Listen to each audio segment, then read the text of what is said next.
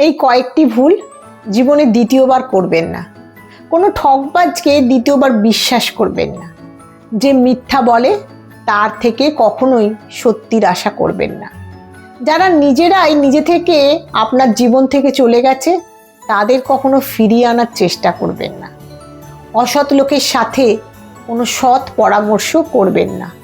অতিরিক্ত অহংকারী আর স্বার্থবাদী মানুষের কাছ থেকে আপনি ভালো কিছু আশা করবেন না। অমানবিক মানুষের কাছ থেকে কোনো রকম জ্ঞান আশা করবেন না। অতিরিক্ত ব্যস্ত মানুষদের কাছ থেকে বন্ধুত্ব ও সময় এই দুটোর কোনোটাই আশা করবেন না। যারা নিজেদের ভুল স্বীকার করে না তাদের থেকে দূরত্ব বজায় রাখার চেষ্টা করবেন। তাহলে দেখবেন জীবনটা অনেক সহজ।